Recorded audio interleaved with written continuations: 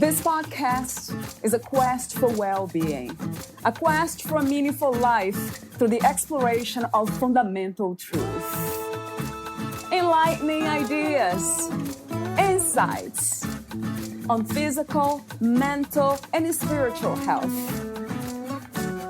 The inspiration is love. The aspiration is to awaken new ways of thinking that can lead us to a new way of being well.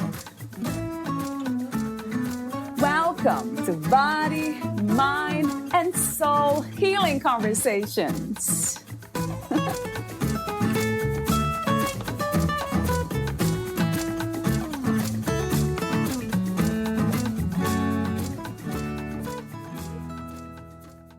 You are not a random blob of cells. Every part of you brims with intention. Your heart doesn't question why it beats. Your lungs don't get bored pumping air. Your hair doesn't stop growing because you're having a bad day. Each subatomic particle you consist of knows what role it plays in the great coming together as you.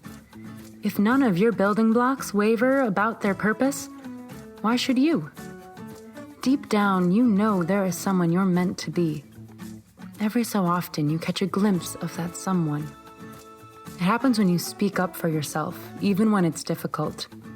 When you're proud of a job well done, no matter what others say. When you do things for the love of doing them, not because you're expected to. It happens in those unexpected moments when you look in the mirror and see not your perceived flaws, but a person you're amazed of being. Is that really me? Yes, that's really you. Valeria Teles interviews Chris Cirak, the author of Be You, The Journey of Self-Realization. Chris Cirak has a passion for turning sophisticated topics into accessible, meaningful, and inspiring experiences. With an extensive background in design, psychology, and tech, he has spearheaded empathy-based design in education and business environments alike. In private, Chris enjoys meditating, playing tennis, and writing music. He resides in Los Angeles, California. Meet Chris at Cirak.com. Here's the interview with Chris Cirak.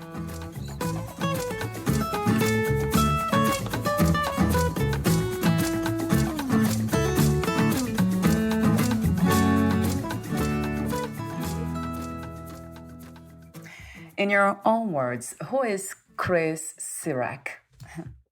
Well, that's an amazing question, Valeria. I think it goes towards identity, and much of BU is about releasing that mental, mind-made identity. So it's more of a question of what's remaining of who I think I am. I think it would be experiencing oneself outside of the mental construct. And essentially, we've heard of the term vessel for life. So I hope I'm a vessel for life passing through me and taking me with it. Wow, I love that. Like I said to you off rec, I keep saying that I love your work. It's just so clear, so clear. Oh, thank you. So I have these warm-up questions, as you know. I guess the first one I'll be asking you is something I read in your book. You say, we are not our thoughts. You just mentioned now, the mental construct. You can spend most of your life lost in thought. And that is so true. So my question is, what are thoughts and what is the mind? Well, the mind is, that's a great question. The mind is a tool, and it's an amazing tool. And I think really what this is about and what BU is about is finding the balance of using the mind for what it's good for, which is to plan, to organize, to analyze. It's an amazing tool for developing skills and memory. And so it's great for those things, but it's not so great for other things. One of the greatest things it struggles with is the unknown, which is life. So, the mind's tendency to want to fill in the blanks and project into the unknown. And that's why it takes us out of the present moment all the time. It's always looking for the next unknown moment Even when we're in the shower, we can't enjoy the water coming down on our heads. It's the mind is drifting to the next unknown moment and trying to project something into it, even if it has to make it up completely. So there's this discomfort that the mind has with the unknown because it's designed to know things. That's what it does. So if we live by that, we're always, trying to achieve certain outcomes, and all of it is just projection and never really experiencing ourselves right now. And so it's really about learning using the mind for what it's good for, and not using it for what it's not designed to do. Yes, I love your answer. Would you say that all fears come from the mind? Well, the vast majority, there is fear, but the example I mentioned in the book is, unless you're staring a tiger in the eye, Right. right? That's you're going to experience fear, and that's real fear that's happening. It's in front of you, and you need to respond to that. But most of the other fear comes from basically this open canvas, almost open permission that the mind has to project into the future whatever it wants, and also think about the past and regrets, and try to connect the dots of what would have happened if you'd done something differently, or made different decisions. And the fear that's kind of virtual fear, and it's mind generated fear, but that's most of our fear, and it doesn't really exist. So when you speak of the mind being this tool, powerful tool of navigation within this reality, the question arises about what is there that is not the mind that we can use instead? Right, exactly. And that's a great core question. So what happens when we come out of that mind? Well, I can explain it. Everyone can experience it. And there's different ways to go about it as well. But essentially, and I call this thought awareness, when we become aware of thoughts, and there's simple exercises that can help one experience this, then we disidentify with those thoughts. So clearly, to your previous question, we're not our thoughts. If we can become aware of a thought, which happens at that moment whenever we drift off into thoughts, and we get lost in thought. And there comes a moment where we become aware that we just drifted off. And that's a moment of disidentification. We're no longer the thought. And so obviously we're not the thoughts. The mind wanders and we get lost in them all the time. But that's just a muscle that we can develop so that we don't get lost in it so often, if at all. And then learn to not be a slave to our thoughts, but to actually be able to experience them, observe them, but not believe every thought that pops up and let it take us away. True. You actually said something. I'm already getting into the topic of the book. That's the second section, but let me see if I can find here. I love the way you say it. You say it is not the number of times you come back to your breath that restrains your brain and weakens your mind's pull. It is a number of times, right, that we come back to it. So it's not really about not trying too hard to be thoughts, but being aware enough to see the movement back into a space that we are not attached to thoughts. And this is a practice for life, isn't it, Chris? Yes, exactly.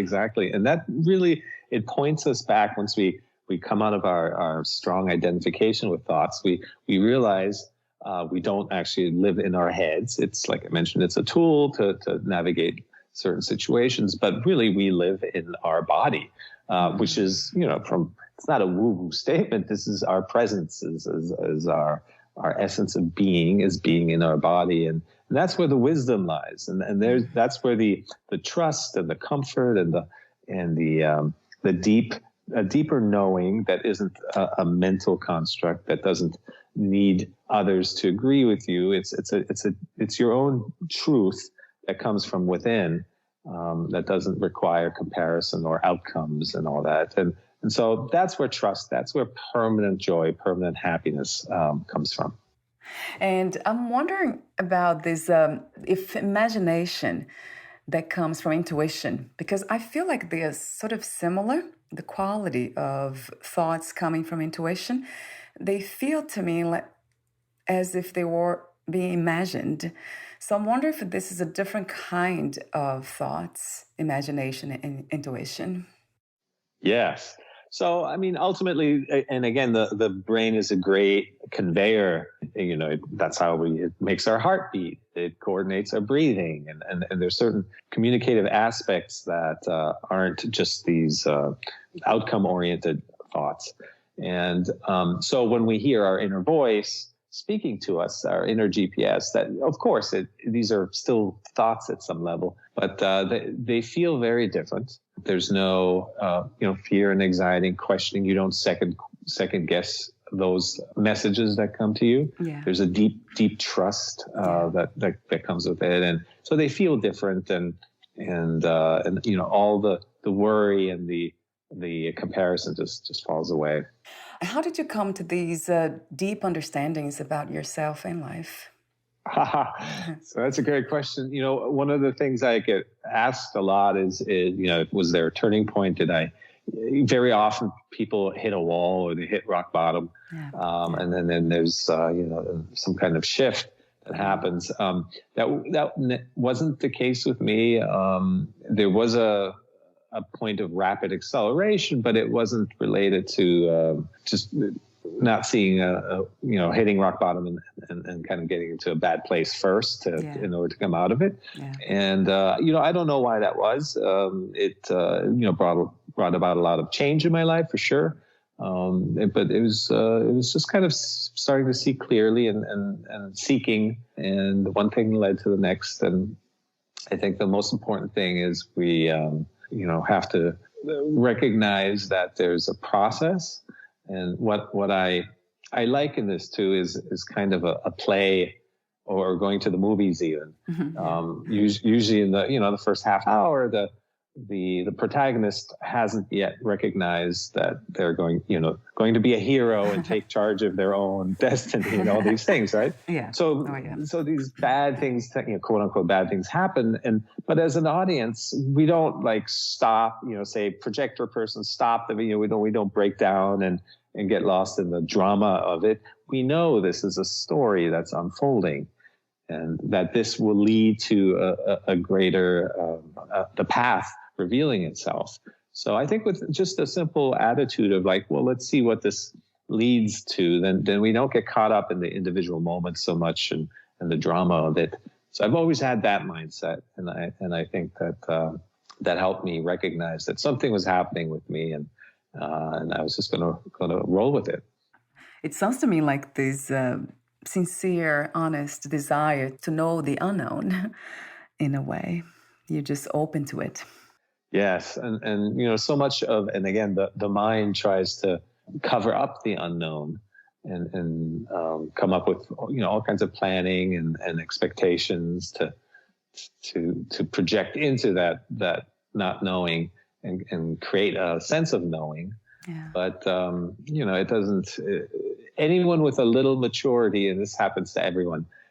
You can even say, midlife crisis is kind of the common mainstream concept, where you realize, well, all the things we plan and expect, life never quite turns out that way. It takes turns and twists that we can't predict. Some good, some bad, but life has its own way of unfolding, and anything we try to steer, it just gets in the way of that natural unfolding.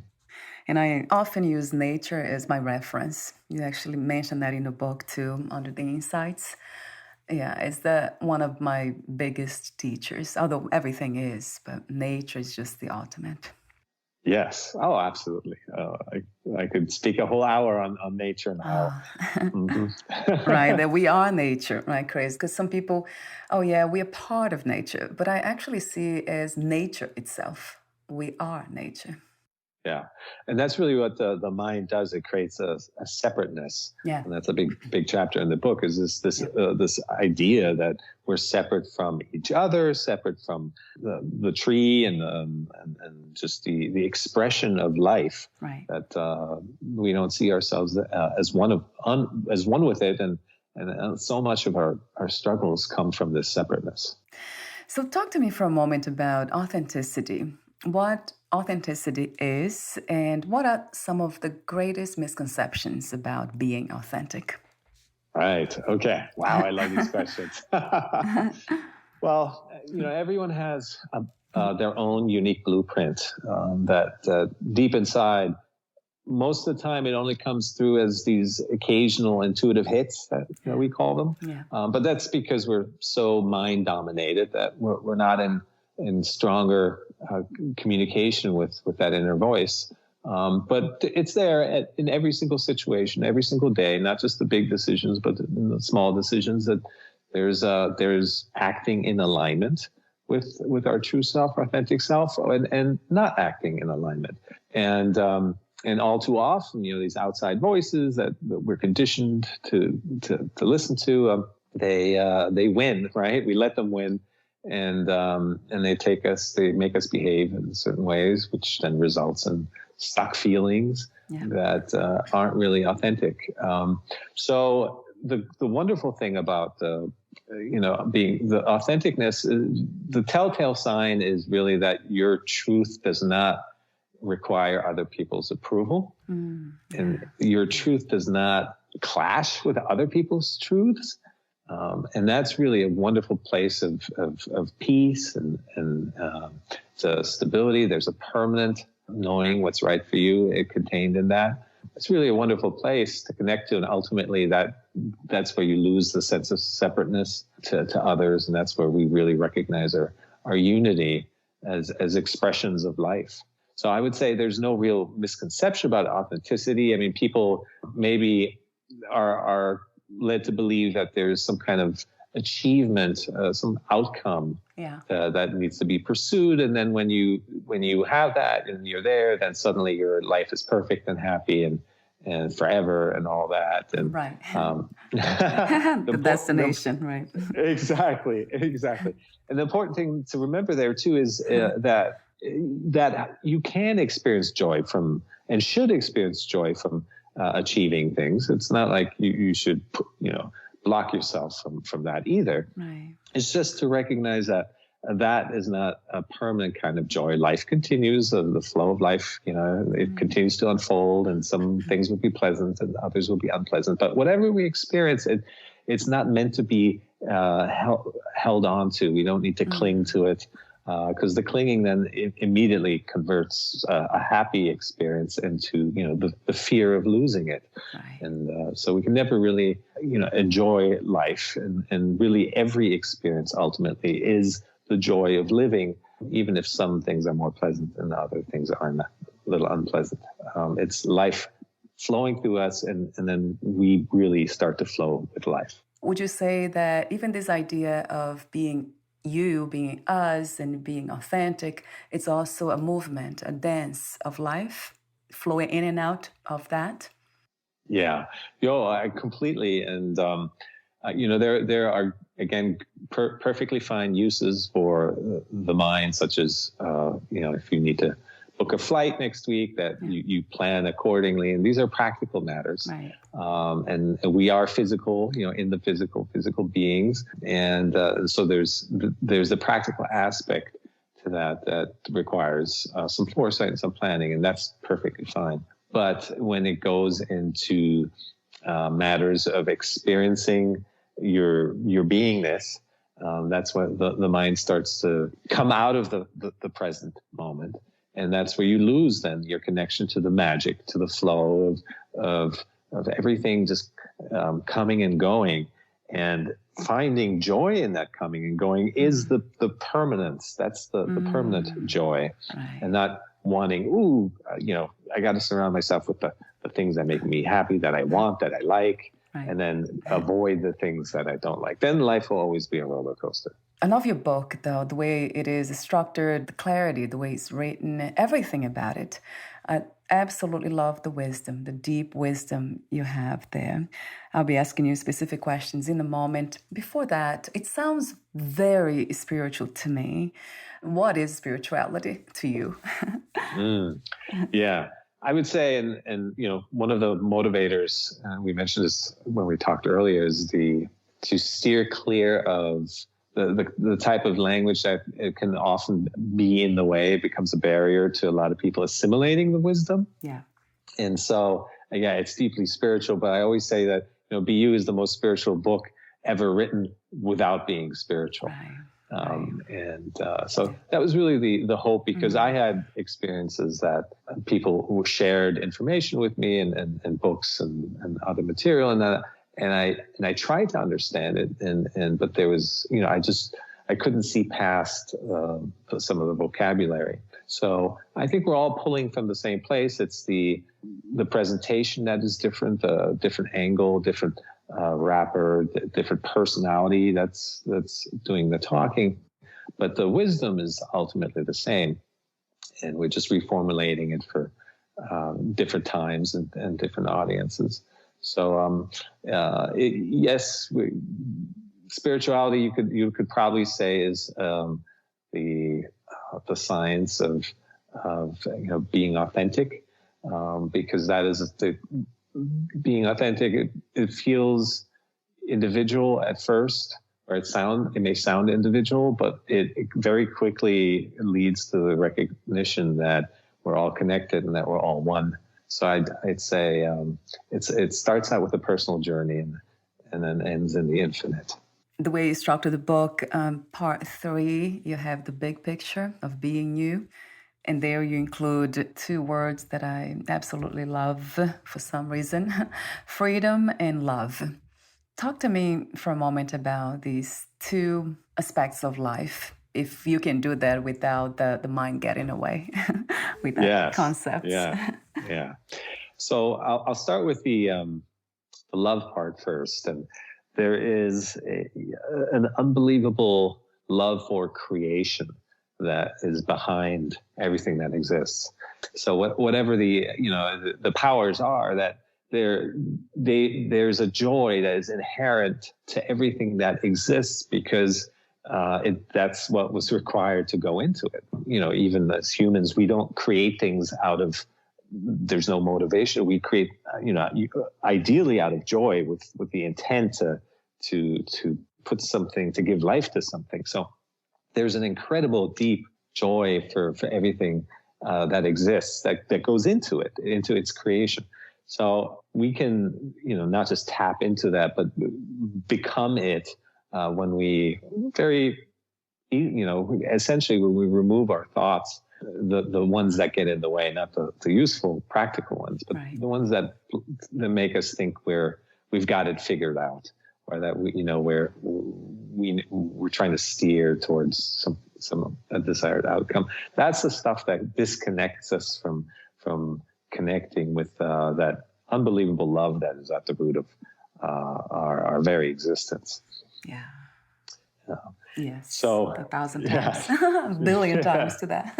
Yes. Yeah. So then, and then freedom, it's really required. Everyone has their own journey, and their own their own blueprint that is meant to unfold, and that has to happen from a place of allowing everyone to be and unfold as they want, and primarily allowing oneself, because we are our own greatest critics. We have layers of conditioned behavior and beliefs that make us think we have to go down certain paths or believe certain things, and every single belief is an infringement, if you will, on this true freedom of being, and not feeling like there is a truth and then everything else is untrue, that we need to control our environment and rid ourselves of the things that feel unpleasant or that don't fit our plan of getting somewhere. And like you said before, there's an enslavement to that, and all of that falls away. And the freedom of not being attached to these beliefs and these thoughts is just indescribable. It's beyond anything that we can create in the physical around us.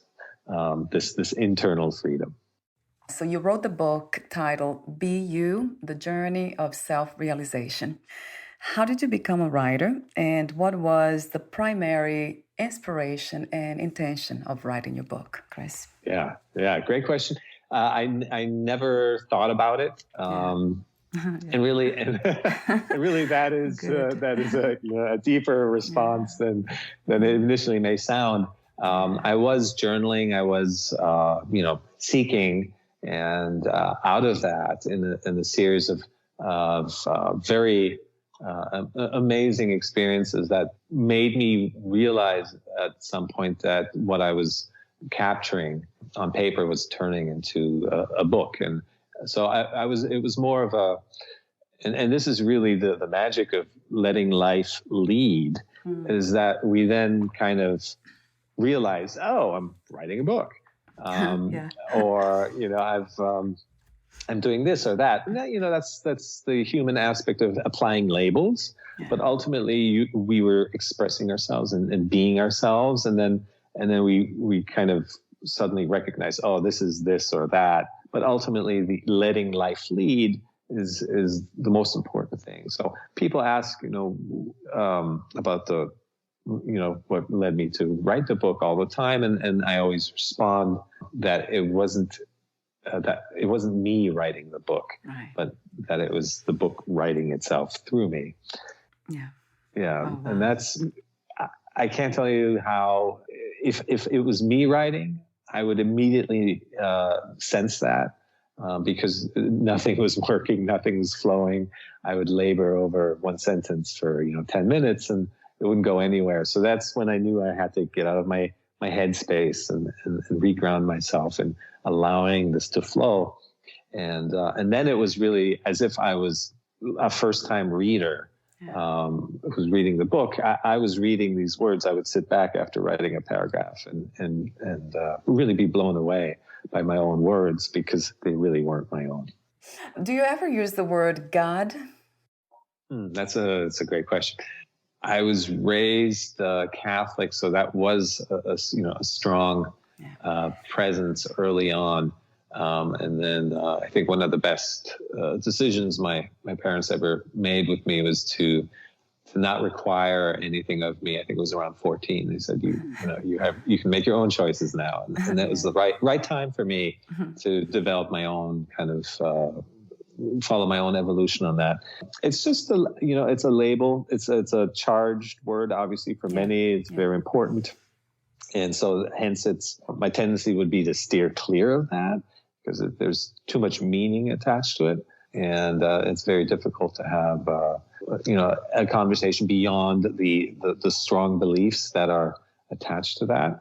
So I focus on terms like love, obviously, and recognizing that we live in a world and in an environment where if we behave, if we're in alignment with ourselves, if we turn our petals to the sun, each one of us has our unique gifts and petals, then we get rewarded instantly.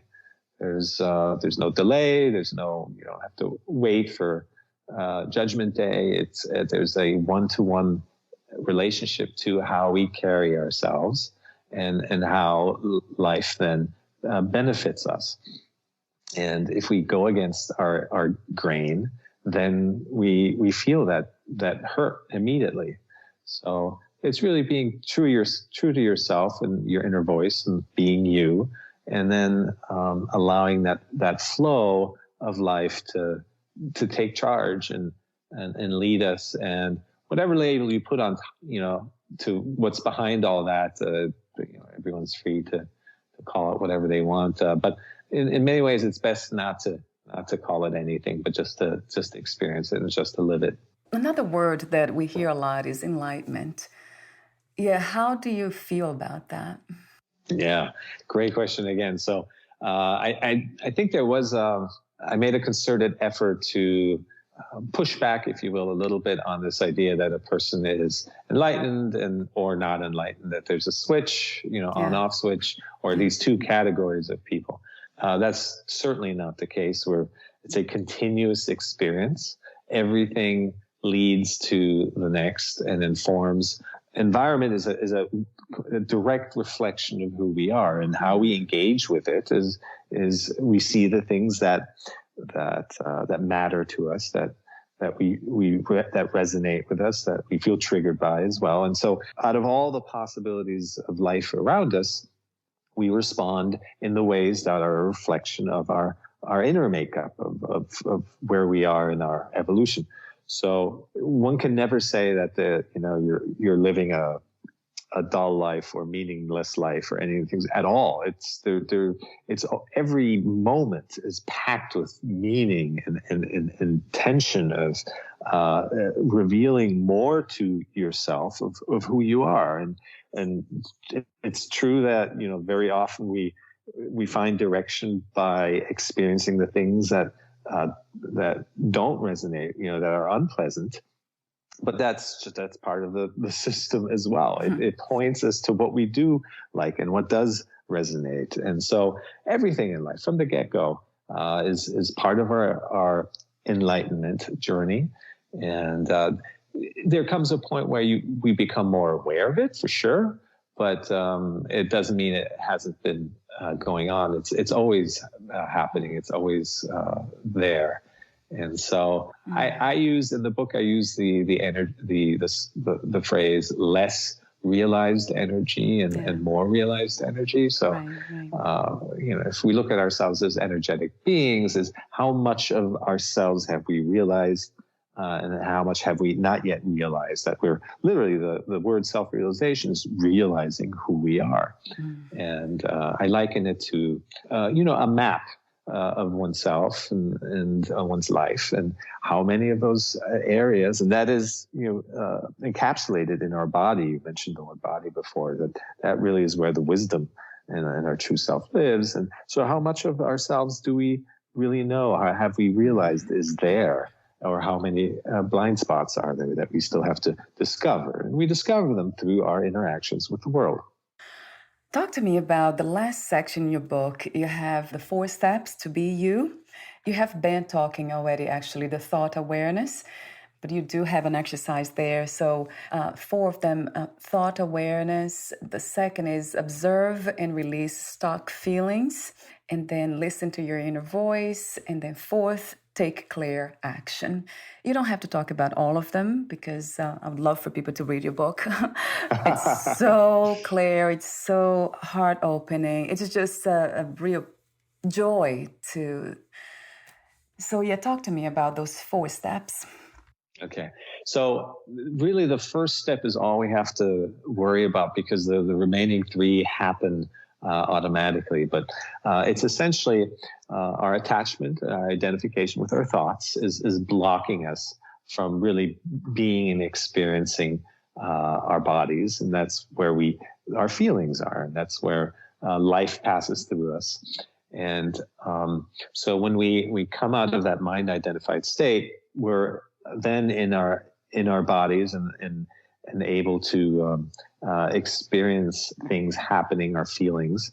And it becomes very crucial that we don't cling to the sensations that we like and resist the ones that we don't, because then that pulls us back into our headspace of I like and I dislike, I want, I don't want, and judgment-based thinking, essentially.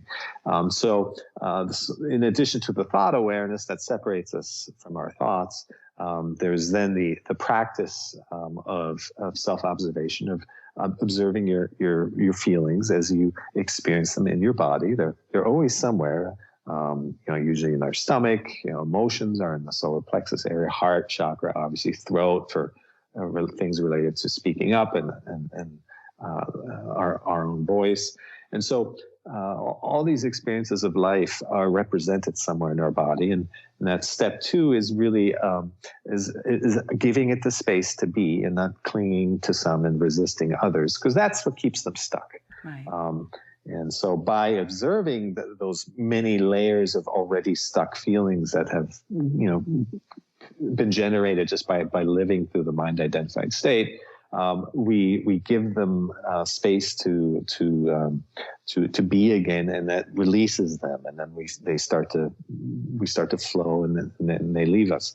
But that happens automatically, just without. When we come out of the headspace, we're more in our bodies, and then we can feel what's happening much more adequately. And then from there, we come out of reactivity. If we cling or resist, we're always in the state of reactivity and we get pulled back into our head. But when we learn to observe, it really clears the way for that step 3, which is hearing our inner voice. So instead of those occasional intuitive hits that come through when we're in the mind-identified state, instead that becomes a much stronger, louder, clearer voice. It's always there, always guides us. And we can trust it. We can let it guide us, and that just means we're no longer reactive. We're not reacting to good things and bad things, the things we deem to be good and bad, and that leads to clear action.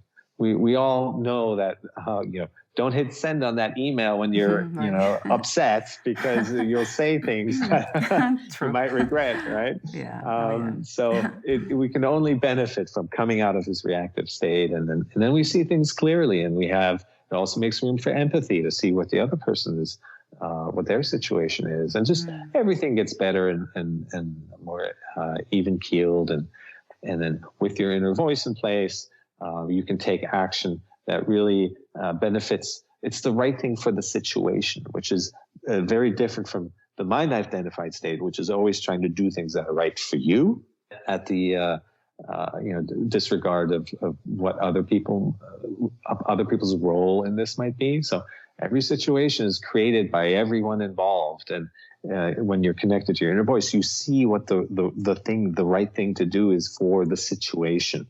And that is ultimately the right thing and best thing for yourself and everyone else. I love the way you talk about, so you say, when you judge things, you give away your power. And you also say, all judgment is self-judgment.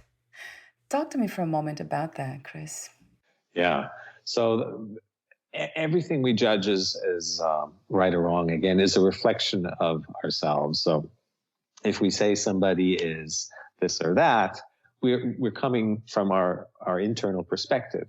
So we have a relationship inside of us with ourselves, and when we judge things on the outside, good and bad, it applies to good things as well, it's always a reflection of our internal makeup and what's going on inside of us.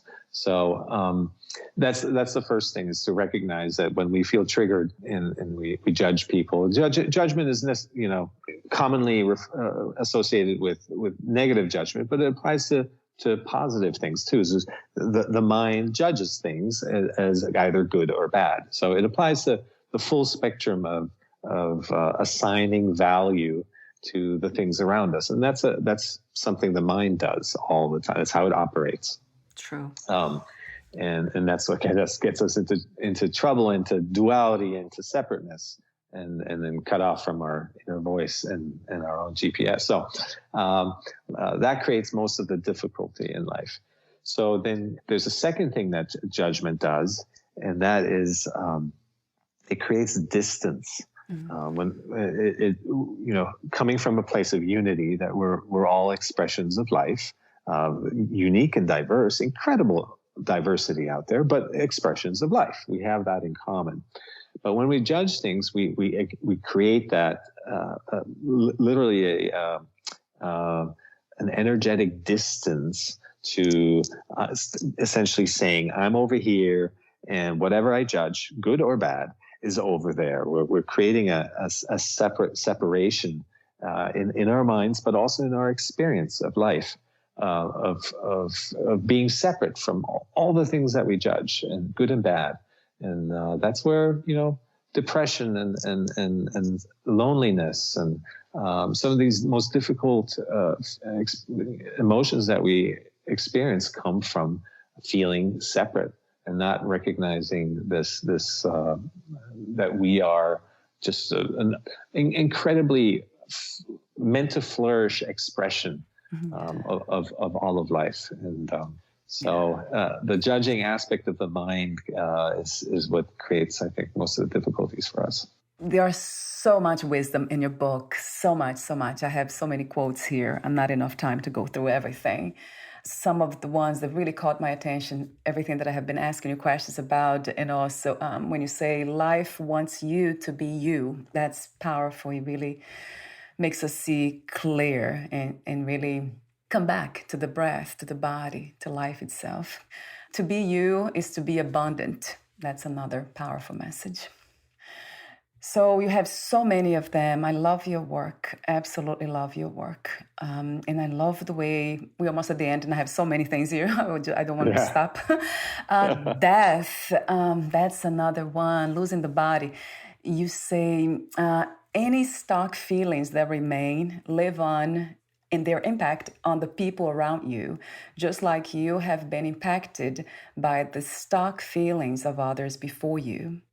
Your greatest gift to the ones you leave behind is your full acceptance of the end of your physical life. To be at peace at the time of your passing is to leave behind a legacy of compassion, love, honor, and dignity. Since the beginning of the conversation, I'm like, oh, I want to get to this. I want to talk about this. Talk to me about losing the physical body. This understanding of who we are have made you not afraid of losing the body? Yeah. So one of the unintended consequences of really being in your body and being in the flow of life is that the largely mental constructs of time, of past and future, fade into the background. They're still there for the basic physicality of our existence and for practical and organizational matters. But this idea that there's a beginning and an end starts to fade away. And so you experience yourself when you are being you and you're being authentic and you're living in that alignment with your inner voice, you start to experience yourself as continuous. And so the fears of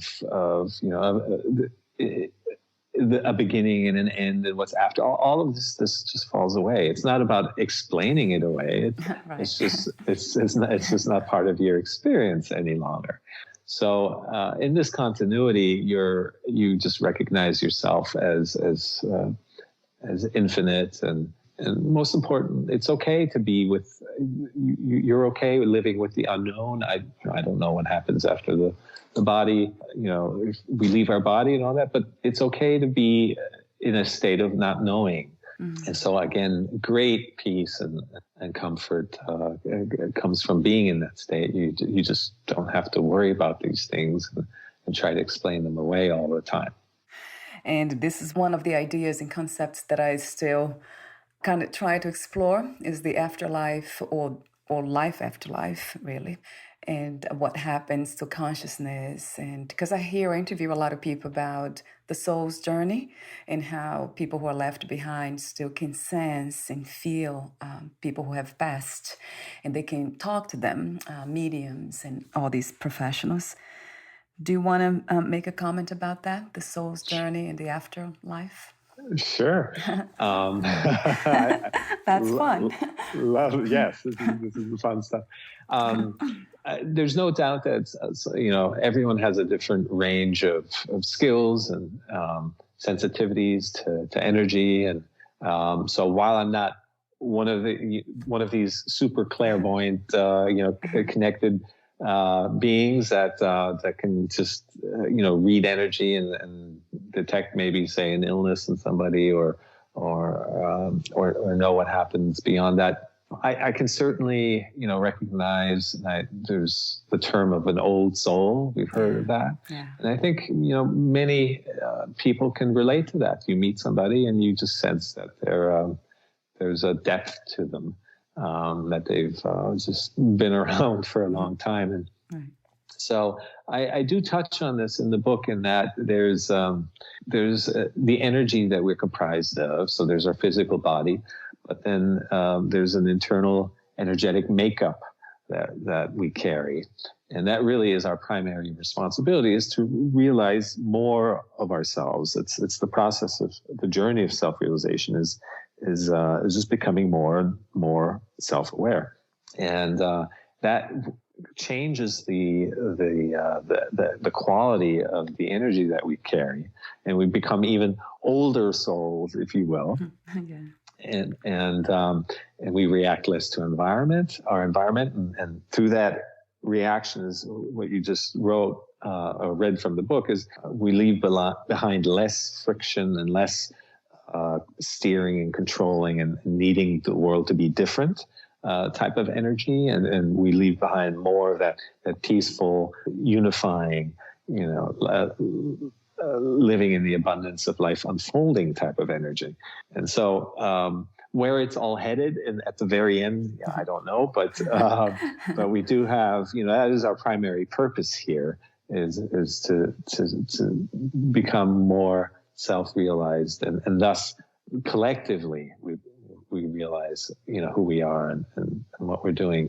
So I think the bodies fall away, and then that whatever energetic makeup is we leave behind, it carries, it lives on in others, and it'll be up to them then to realize themselves even more, and it's really a return to love, essentially.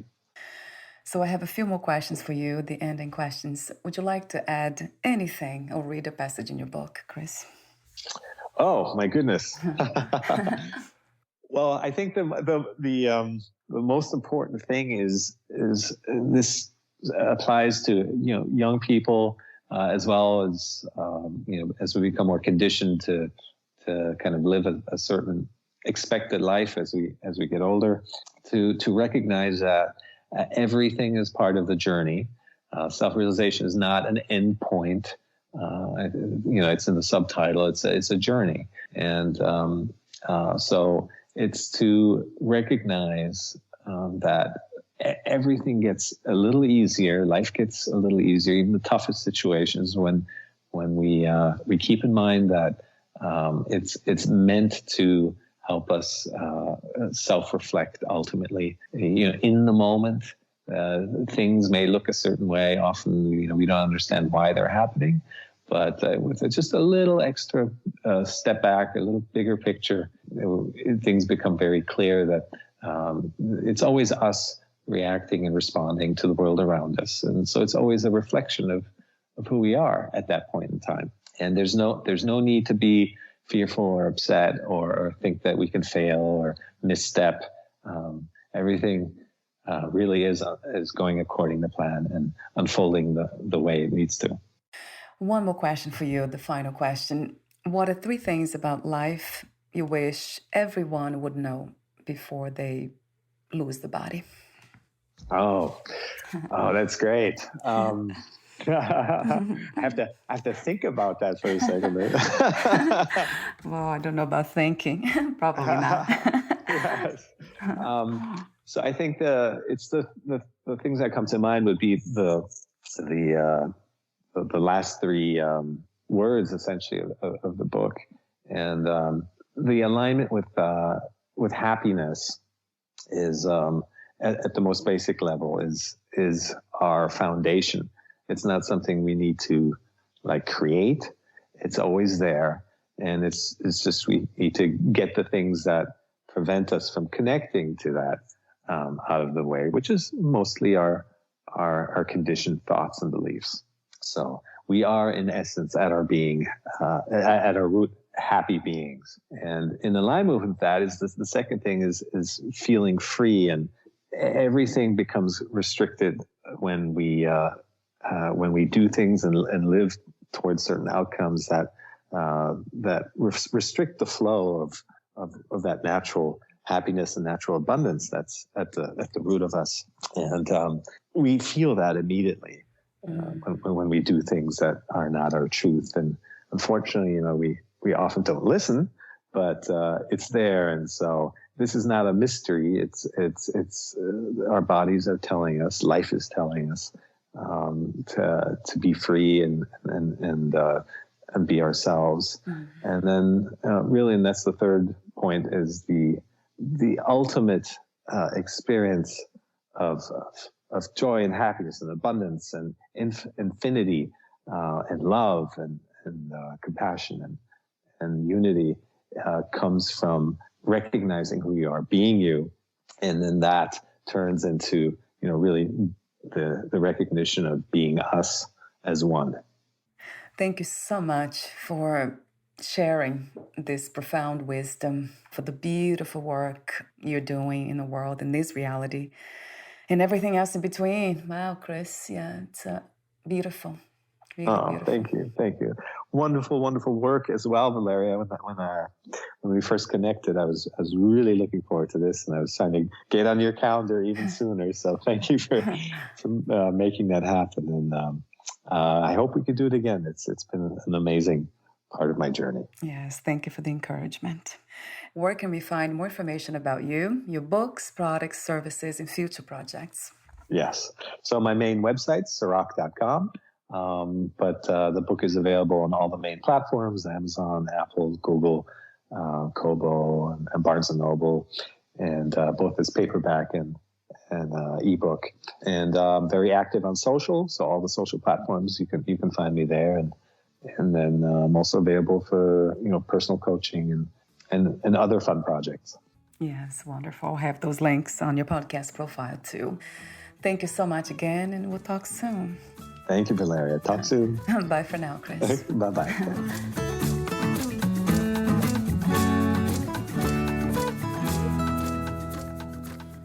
Thank you for listening. To learn more about Chris Cirak and his work, please visit cirak.com.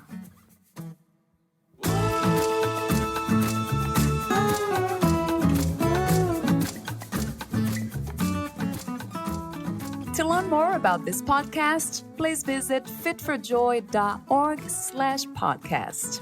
Thank you again for listening, and bye for now.